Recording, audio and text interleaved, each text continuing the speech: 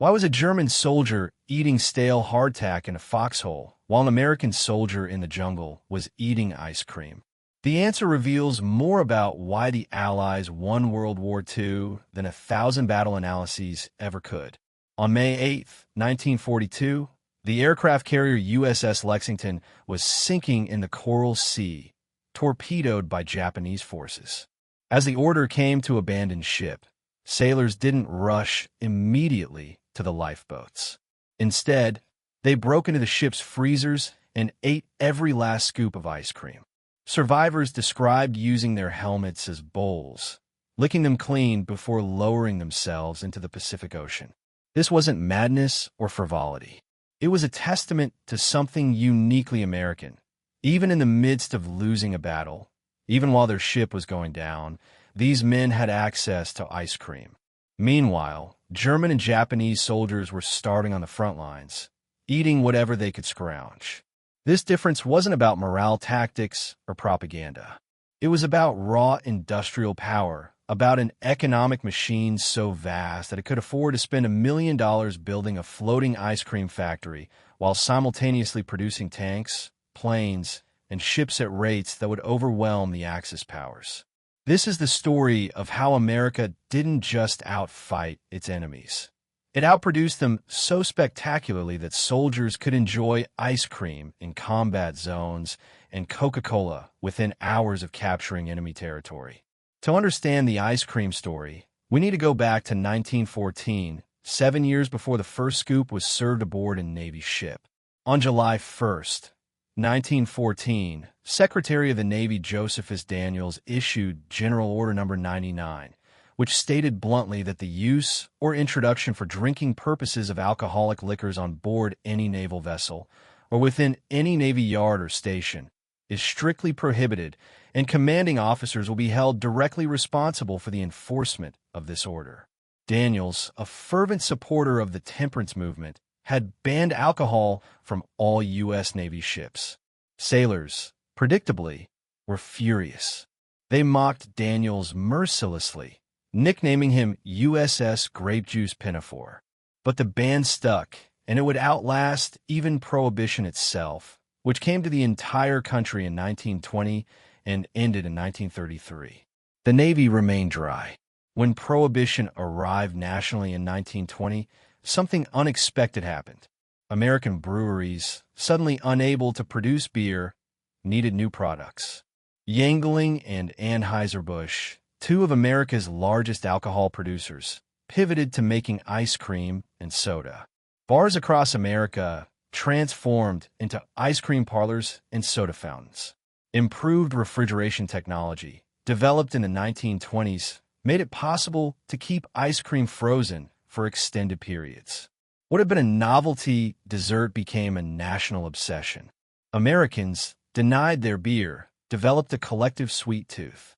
By the time World War II began, ice cream had become deeply embedded in American culture as comfort food, a taste of home, a symbol of better times.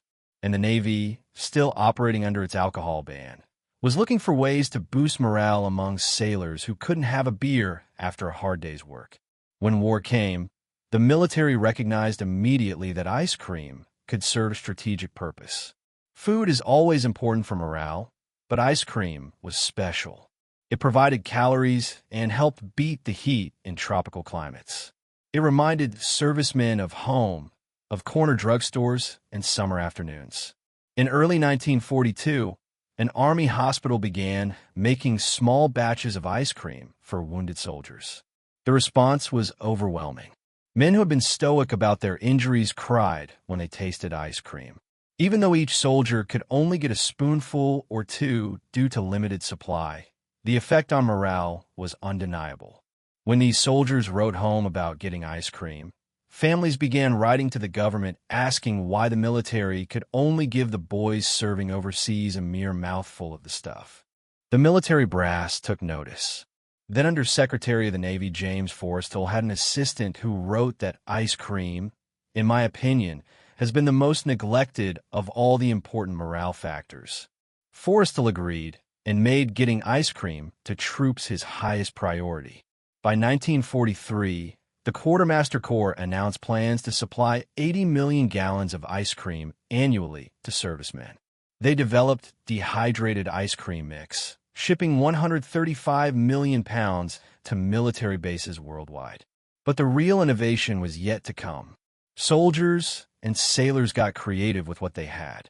B-17 Flying Fortress crews discovered that the open seats in their bombers, exposed to temperatures as low as minus 25 degrees Fahrenheit at altitude, made perfect freezers. They would bring containers of ice cream mix on bombing runs over Germany, returning to base with frozen treats. Navy and Marine aviators in the Pacific mixed canned milk and cocoa powder in fuel drop tanks on their fighters. They'd fly missions at high altitude, where temperatures plunged below zero, and return with the tanks full of chocolate ice cream. One pilot remarked that if they were going to risk their lives, they might as well come back with dessert. Ships large enough to house them began installing gadunk bars, the Navy's slang for ice cream parlors. The name gadunk originally referred to ice cream, but eventually came to mean any junk food. These weren't just small freezers tucked in a corner. They were full soda fountains, reminiscent of what you'd find in an American drugstore, complete with the ability to make sundaes and milkshakes. For sailors spending months at sea, these gadunk bars became social centers, places to relax and pretend, for a moment, that they weren't thousands of miles from home in a war zone. But there was a problem. Smaller ships, and particularly the vast fleets of destroyers, submarines, and landing craft operating in the Pacific, couldn't accommodate ice cream-making equipment. These vessels were too small, too focused on combat capability. Their crews, however, wanted ice cream just as much as anyone else. In fact, ice cream became such a prized commodity that if a destroyer or submarine rescued a downed pilot from an aircraft carrier, the pilot would be held for ransom. The carrier would have to deliver 5 gallons of ice cream to get their pilot back. This wasn't official policy, of course, but it was understood protocol. The carriers had ice cream facilities. The smaller ships didn't. Trade was inevitable. This created an unusual situation in the spring of 1945. The U.S. Army had 3 concrete barges, originally intended for other purposes. These were massive structures, 265 feet long, 48 feet wide, and about 17.5 feet deep, with refrigerated space of approximately 130,000 cubic feet. The Army Transportation Corps had been using them for storage. The Navy looked at these barges and saw an opportunity. They borrowed one from the Army and spent $1 million, equivalent to about $17.2 million today, retrofitting it into a floating ice cream factory. The transformation was spectacular. The barge, designated as a BRL for barge, refrigerated, large, became capable of producing 10 gallons of ice cream every 7 minutes. That's 500 gallons per shift, and with round-the-clock operations, the barge could churn out enormous quantities. It could also store 2,000 gallons of finished ice cream, along with 64 carloads of meat and 20,000 cubic feet of fresh produce, eggs, and cheese. The ice cream barge, which the Navy never officially named, but which deserves to be called USS Ice Cream Float, was towed to the Western Pacific. It's stationed at Naval Base Ulithi, a massive anchorage in the Caroline Islands that served as the forward base for the U.S. Pacific Fleet. From there, it distributed ice cream to smaller vessels throughout the theater. Since the barge had no engines, virtually all its power was devoted to refrigeration machinery. Tugboats pulled it where it needed to go.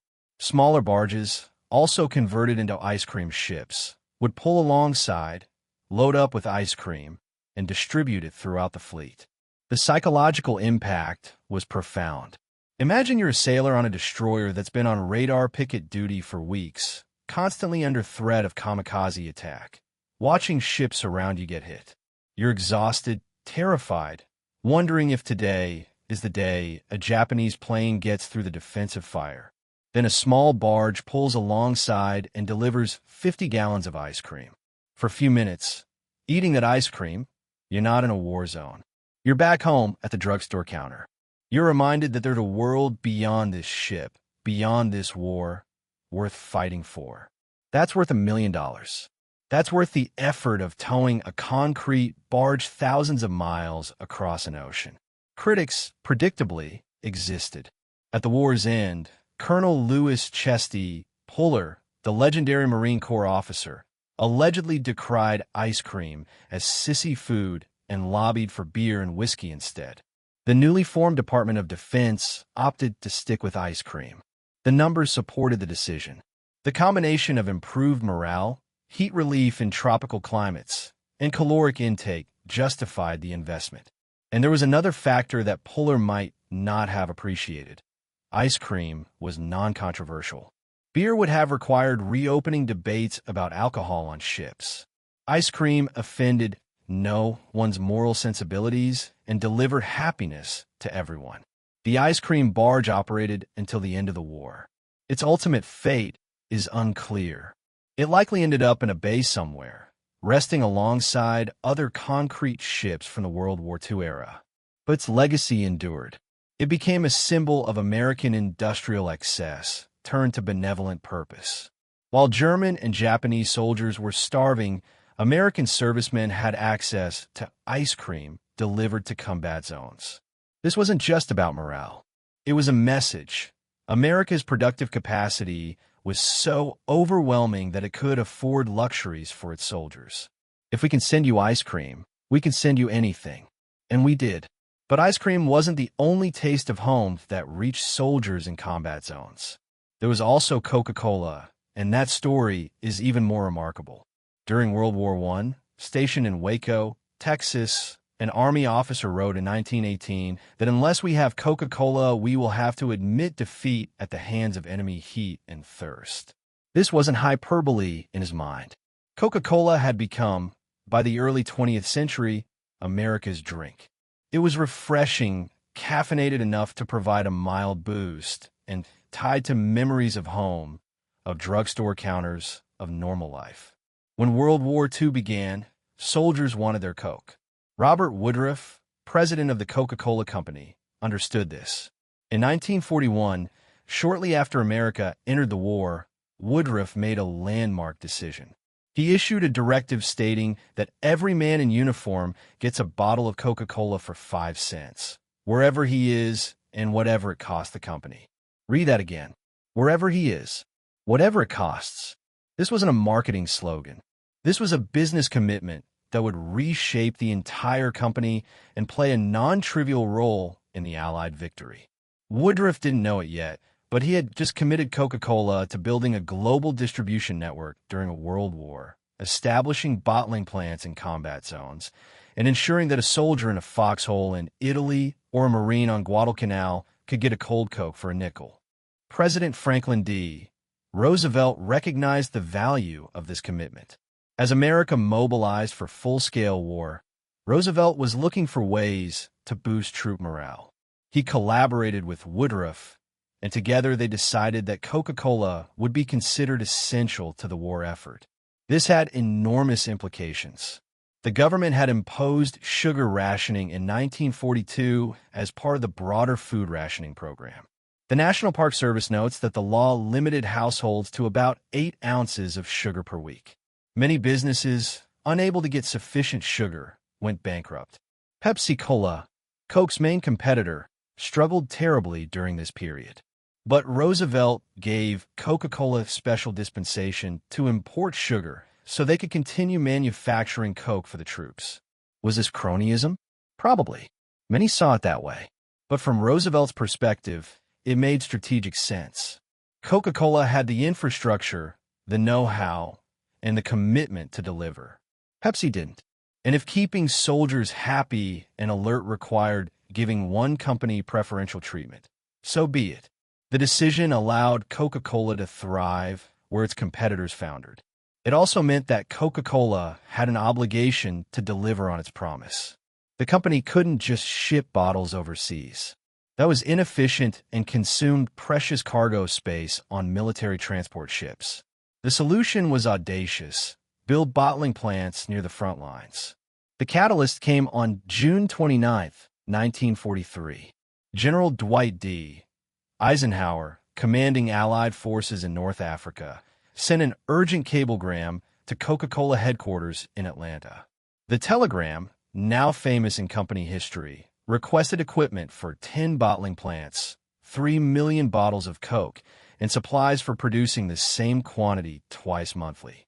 The request was prefaced with a directive that the shipments were not to replace other military cargo, meaning Coca-Cola would have to figure out logistics without impacting the war effort. Eisenhower himself was a casual Coke drinker, but more importantly, he recognized its strategic value. If ice cream was important for morale, Coca-Cola was equally crucial. The caffeine provided mild stimulation. The familiar taste boosted spirits. And the simple act of drinking a Coke reminded soldiers what they were fighting for, an American way of life that included simple pleasures. Woodruff responded to Eisenhower's request by doing one better. Coca-Cola didn't build 10 bottling plants.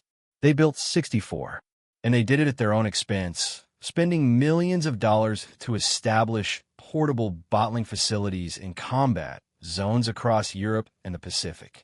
Some estimates suggest the number was even higher, possibly reaching 100 facilities. Between 1943 and 1949, these plants helped service members consume more than 5 billion bottles of Coca-Cola. Let me repeat that number, 5 billion bottles. That doesn't include drinks consumed stateside or drinks from soda fountains. 5 billion bottles shipped to or produced near combat zones. To accomplish this feat, Coca-Cola created a unique organization. They recruited 248 company employees, though some sources cite 148, and gave them the title Technical Observers, abbreviated as TOs. These individuals were given Army fatigues, treated like commissioned officers, and had one mission: ensure that every American GI, regardless of location, could get a Coke. Soldiers affectionately nicknamed them Coca-Cola colonels because of their quasi-military status and their singular focus. The TOs weren't soldiers in the traditional sense. They didn't carry weapons or engage in combat, but they operated in war zones, often near the front lines, building and maintaining bottling plants under difficult and sometimes dangerous conditions. Building a bottling plant in a combat zone presented unique challenges. You needed access to clean water, which wasn't always available. You needed secure facilities that wouldn't be destroyed by enemy action. You needed transportation to distribute the finished product.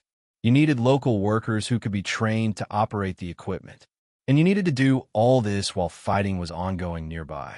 The TOs proved remarkably resourceful. In Algiers, Algeria, the first plant opened within 6 months of Eisenhower's request. An engineer flew to North Africa, assessed the situation, and began construction. The plant opened in late 1943, producing thousands of bottles daily. From there, the expansion accelerated.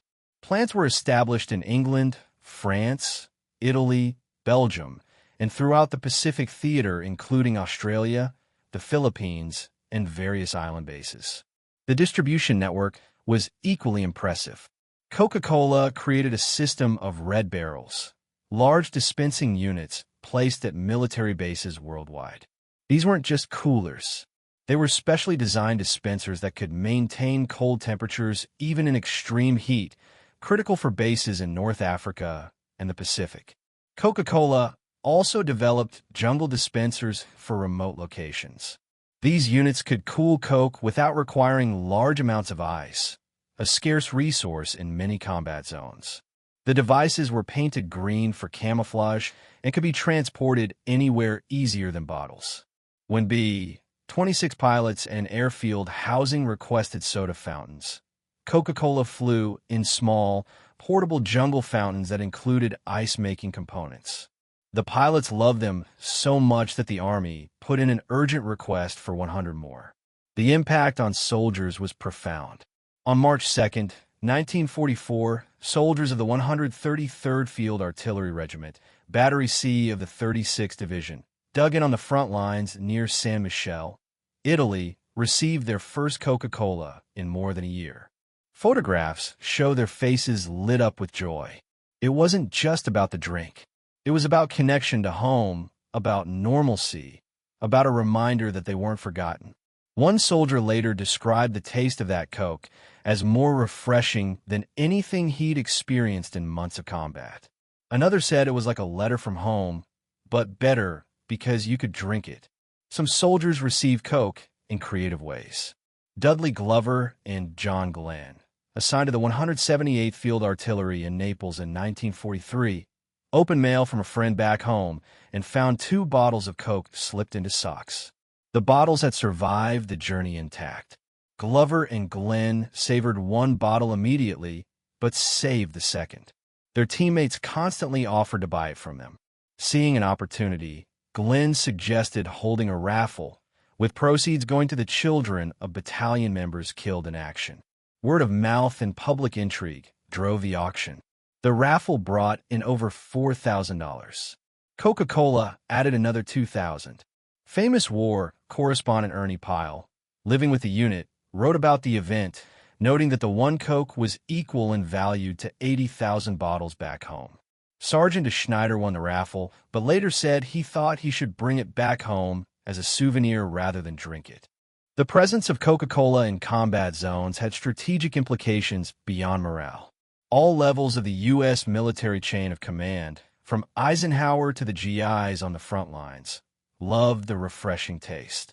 Generals Douglas MacArthur and George S. Patton Jr. were famously fond of Coke. MacArthur reportedly kept a supply at his headquarters and offered it to visiting dignitaries. Patton, despite his tough guy image, enjoyed Coke regularly. This widespread appreciation meant that military commanders actively supported Coca-Cola's efforts. Quartermasters lobbied for bottling equipment. Colonel John P. New, quartermaster at an American base in Dutch Guiana, pleaded for bottling equipment in early 1942, arguing it was vital to the maintenance of contentment and well-being of military personnel stationed at this faraway post. When commanders consider a soft drink vital to military readiness, that soft drink becomes a strategic resource. Coca-Cola also published a magazine called The Red Barrel specifically for service members. It was distributed at bases worldwide and provided entertainment, news, and a connection to home. Some of these magazines still survive today and can be found on eBay. They contain stories about other soldiers, updates on the war, jokes, comics, and prominently featured Coca-Cola branding. This wasn't just advertising. It was community building. Soldiers reading the Red Barrel felt part of something larger, connected to other service members around the world, all drinking the same drink and reading the same magazine. The company's reach extended even behind the Iron Curtain, though in an unusual way. Soviet Marshal Georgy Zhukov, one of the USSR's most celebrated military commanders, was reportedly a big fan of Coca-Cola. He had tasted it during meetings with American officers and loved it. But there was a problem. The Soviet Union was officially anti-capitalist. Drinking an American product could send Zhukov to the gulags, or at minimum destroy his career. Zhukov met secretly with Coca-Cola representatives and requested help. The company responded by creating a clear, vodka-like version of Coke packaged in plain bottles. This allowed Zhukov to enjoy Coca-Cola discreetly, with his subordinates assuming he was drinking vodka. The story, if true, is remarkable evidence of Coke's cultural power. Even in Stalin's USSR, even at the height of ideological opposition to American capitalism, people wanted Coca-Cola badly enough to risk consequences. The long-term impact of Coca-Cola's wartime efforts cannot be overstated. Before World War II, Coca-Cola was bottled in 44 countries. After the war, that number exploded. By 1960, Coca-Cola operated in almost twice as many countries. The wartime bottling plants became the foundation for post-war expansion. Soldiers who had drunk Coke during the war wanted it when they came home. Local populations in Europe and Asia, having tasted Coke from military bases, wanted access.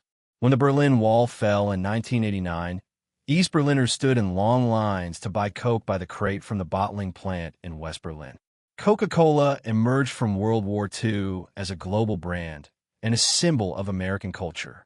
This leads to the third element of America's logistics story, the Liberty ships. Ice cream and Coca Cola are interesting, but they depended on something more fundamental: the ability to transport goods across oceans.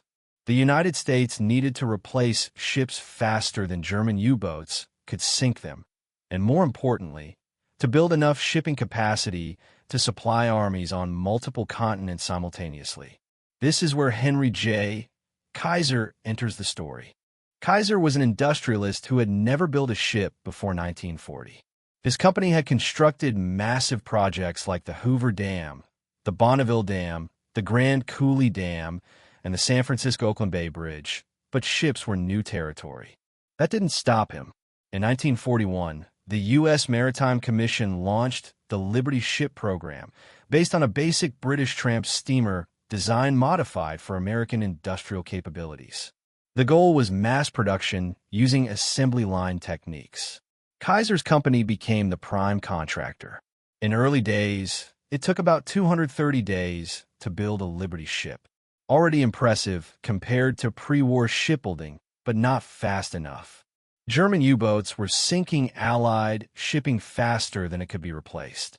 In 1941 and 1942, German submarines and surface raiders sank 2,963 Allied ships, while the U.S. built only 863 replacements.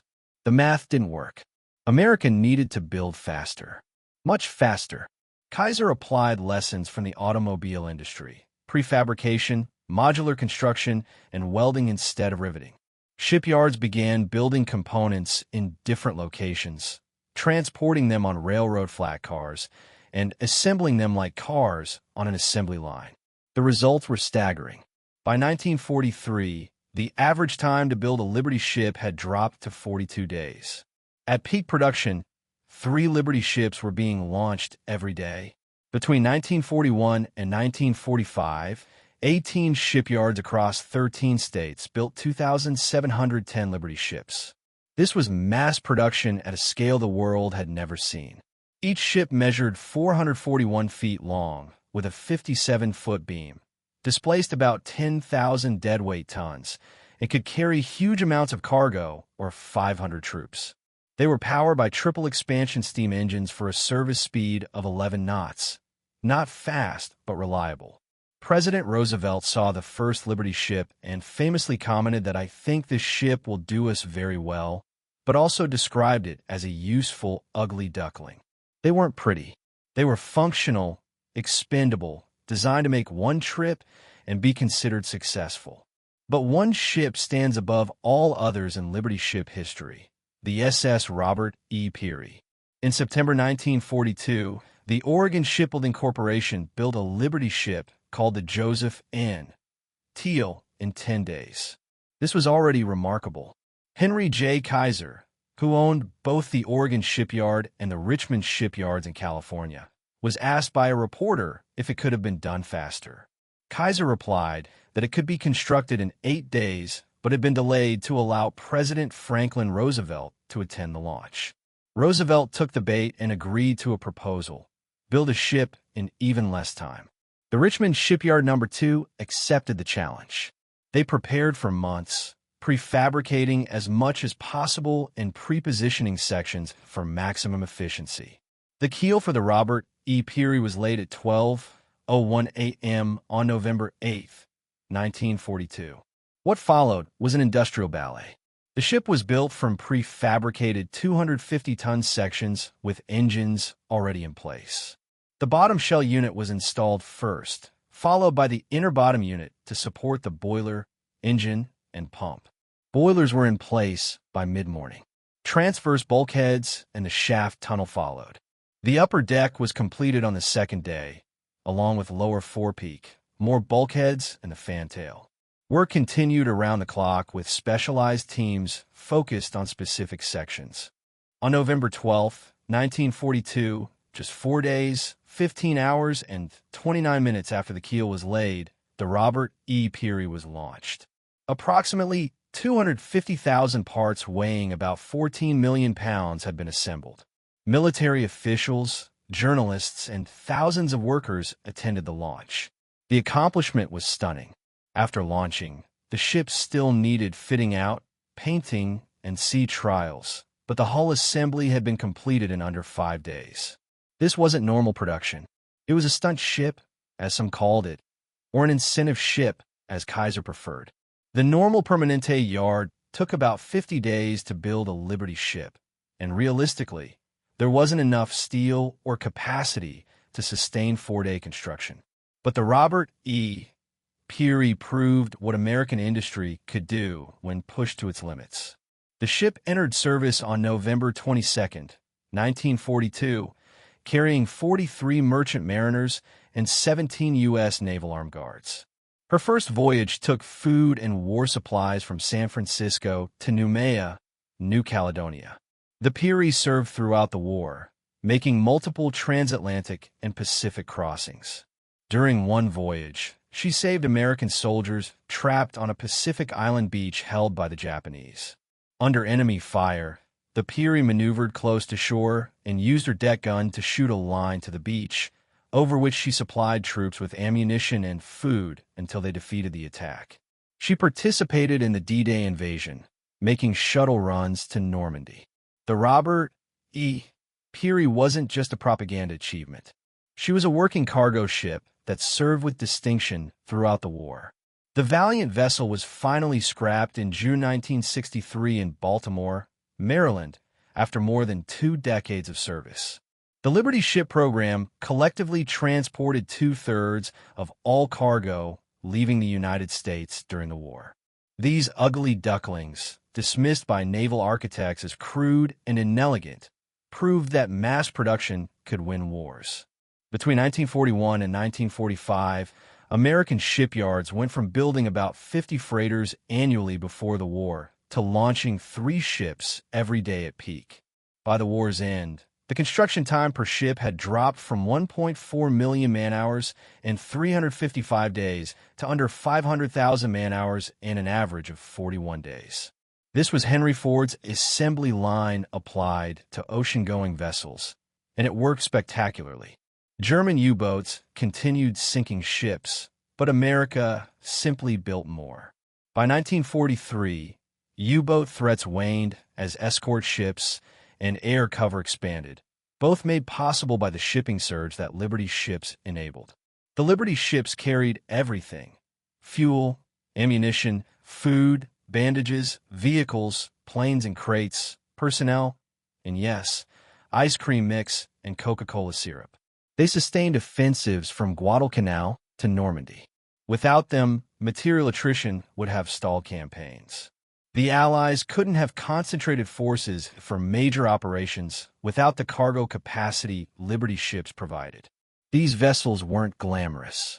They were slow, vulnerable to submarine attack, and 200 were lost to enemy action during the war.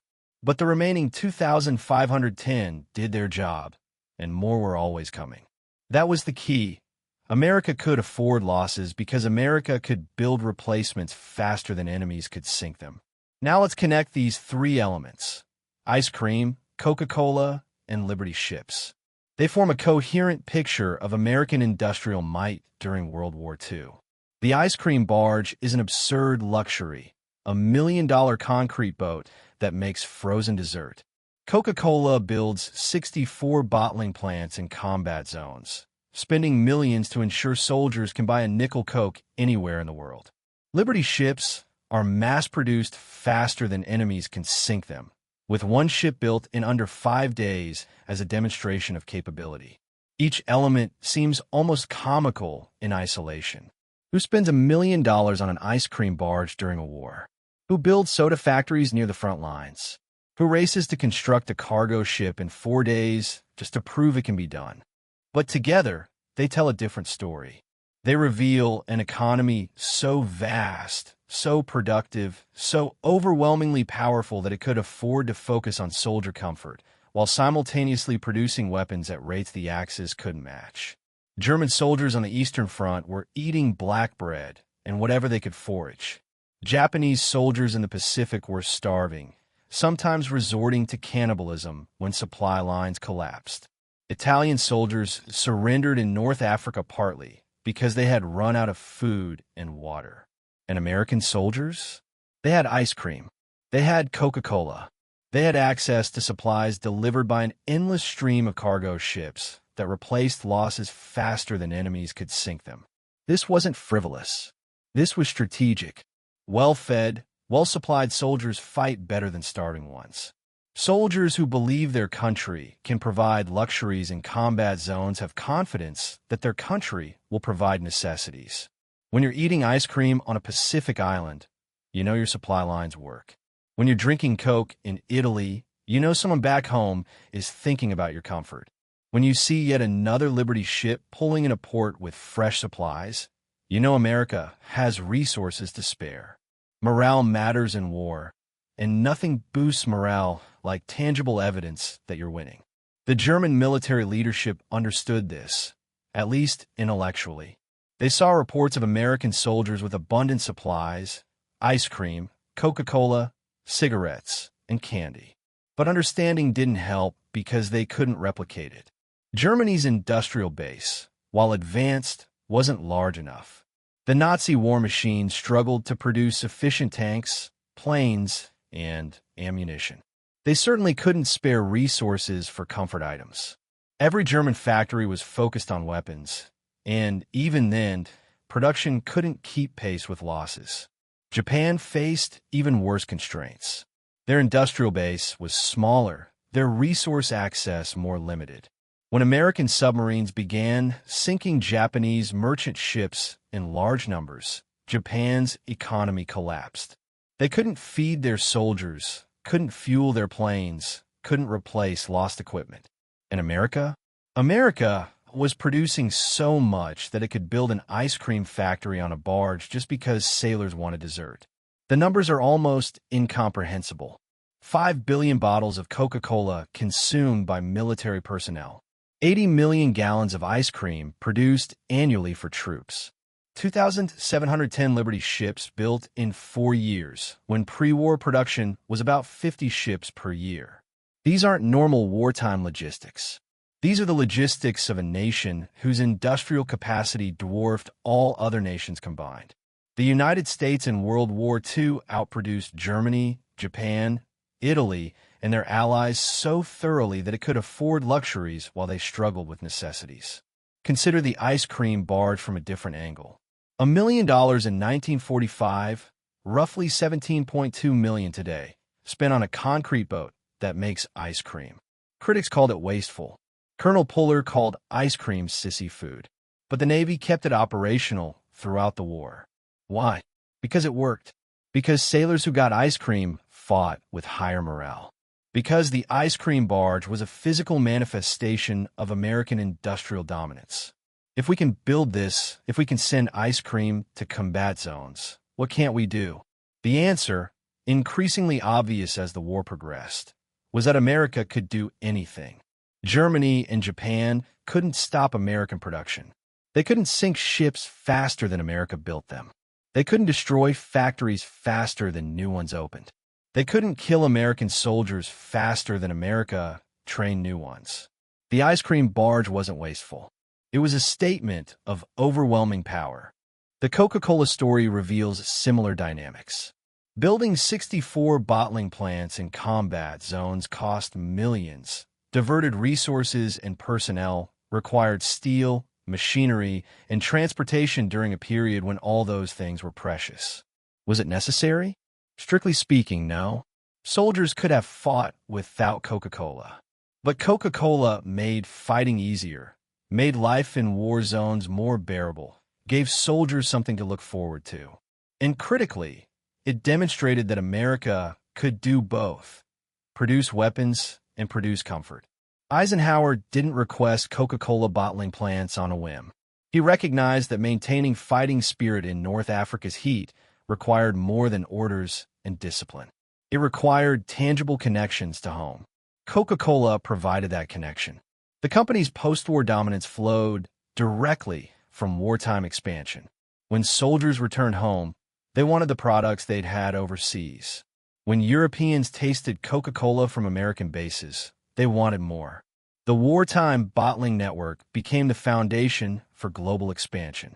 This wasn't accidental. Woodruff's directive that every man in uniform gets a bottle of Coca Cola for 5 cents, wherever he is and whatever it cost the company, wasn't just patriotism. It was brilliant business strategy disguised as war support. Coca Cola emerged from World War II as a global brand, known and desired worldwide. Pepsi, denied equal sugar access, struggled for decades to catch up. The Liberty ships complete the triangle. Ice cream and Coca-Cola meant nothing if they couldn't reach soldiers. Supply lines are the foundation of modern warfare, and Liberty ships were America's supply lines made physical. Every ship launched was another artery pumping life into Allied operations. The Robert E. Peary, built in 4 days, wasn't just propaganda. It was proof that America could replace losses faster than enemies could inflict them. German U-boats sank Allied shipping throughout the war, but by 1943, it didn't matter. America was building faster than Germany could sink. That's when Germany lost the Battle of the Atlantic. Not when U-boats stopped sinking ships, but when American production rendered those sinkings irrelevant. There's a broader lesson here about industrial warfare in the 20th century. World War II wasn't won primarily by brilliant generals or superior tactics or courageous soldiers, though all those things mattered. It was won by factories, by shipyards, by the unglamorous work of production. The Axis powers started with better-trained armies, more experienced commanders, and in some cases, superior equipment. But they couldn't match American industrial capacity. The Allies outpaced the Axis powers in most production categories, and this gap only widened as the war progressed. American industry provided almost 2/3 of all Allied military equipment produced during the war. 297,000 aircraft, 193,000 artillery pieces, 86,000 tanks, and 2 million Army trucks. In just 4 years, American industrial production doubled in size. The United States built more planes in 1944 alone than Japan did from 1939 to 1945. America launched more vessels in 1941 than Japan did in the entire war. By 1945, the United States accounted for over half of total global economic output. This wasn't just about having more factories or workers. America's industrial base was more modern and automated than those in Europe or Japan, and American managerial practices were the most advanced in the world. The nation mobilized women into the workforce on a scale the Axis powers never matched until it was too late. So yes, America built an ice cream barge. America established Coca-Cola bottling plants in combat zones. America constructed Liberty ships faster than enemies could sink them. These weren't frivolous luxuries or wasteful expenditures. They were demonstrations of overwhelming industrial dominance, visible proof that America possessed resources so vast that it could afford both necessities and comforts simultaneously. When German soldiers were eating hardtack and Japanese soldiers were starving, American GIs had ice cream. That difference told the real story of World War II. It was one not primarily on battlefields, but in factories, shipyards, and production lines across an American heartland that enemies could never reach or destroy. Claude is AI and can make mistakes. Please double-check cited sources.